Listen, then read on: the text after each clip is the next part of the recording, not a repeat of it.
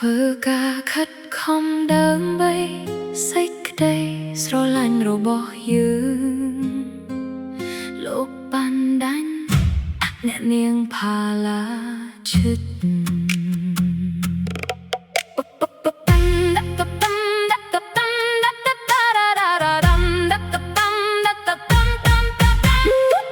រៀងរាល់ព្រឹកពេលព្រះអាទិត្យរះឡើងខ្ញុំចេញទៅធ្វើការនៅបៃពីងរកមិនដែលខានខិតខំរកប្រាក់ដោយមោទនភាពក្នុងចិត្តព្រោះដឹងថាផាឡាឈិតកំពុងរងចាំខ្ញុំនៅផ្ទះ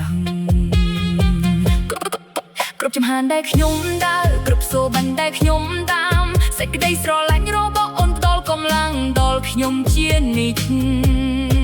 បេះដូងដ៏ពុនភ្លន់របស់អូនជាមូលហេតុដែលខ្ញុំមិនដែលបោះបង់ក្តីស្រមៃមុនបន្តពេលខ្ញុំបើកទ្វារចូលផ្ទះបន្ទាប់ពីថ្ងៃដ៏នឿយហត់ស្នាមញញឹមរបស់អូនធ្វើឲ្យ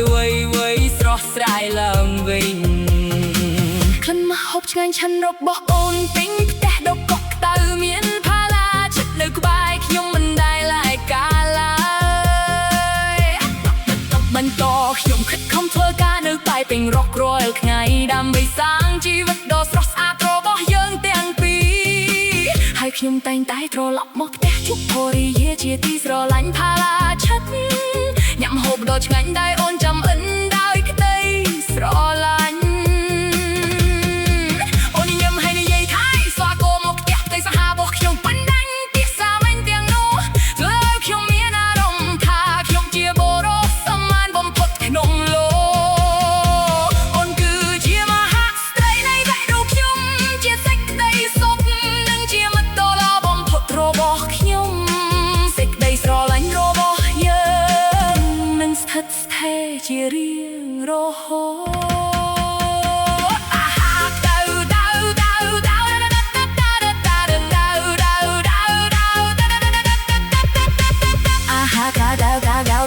ដកកដៅនឹងរាត្រីដ៏ស្ងប់ស្ងាត់សេចក្តីស្រឡាញ់របស់អូនបំពេញពិភពលោកខ្ញុំដែលក្តីសង្ឃឹម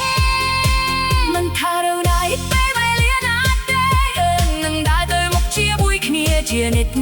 ចកាន់ដៃគ្នាដេញតាមក្តីស្រមៃជឿជាក់ថាស្នេហារបស់យើងនឹងស្ថិតស្ថេរជារៀងរហូតបន្តចុងក្រោយខ្ញុំធ្វើការដោយកម្លាំងនិងមោទនភាពព្រោះដឹងថាភរិយាដ៏ស្រស់ស្អាតរបស់ខ្ញុំកំពុងរងចាំបណ្ដាញនឹងផាឡាឈិតជាគូស្នេហ៍ដ៏ស្រស់ស្អាតដ៏ពេញដោយសេចក្តីស្មោះត្រង់និងការយកចិត្តទុកដាក់មិនថាពេលជីវិតនាំយើងទៅទីណាសេចក្តីស្រឡាញ់របស់យើងនឹងរឹងមាំជាងគ្រប់អូបសពមកផ្ទះជារិទ្ធទៅកាន់ភរិយាជាទីស្រឡាញ់របស់ខ្ញុំជាកម្លាំងកាយស្នេហារបស់យើងរស់នៅជារៀងរហូតសូមអរសាទរដល់បណ្ដាញនឹងថាចាក់គូស្រែដ៏ស្រស់ស្អាតតែបញ្ចេញពន្លឺនៃសេចក្តីស្រឡាញ់ចាប់ពីព្រះអាទិត្យរហូតដល់ផ្កាយភ្លឺលើមេឃរបស់យើងពោពេញដោយសំណា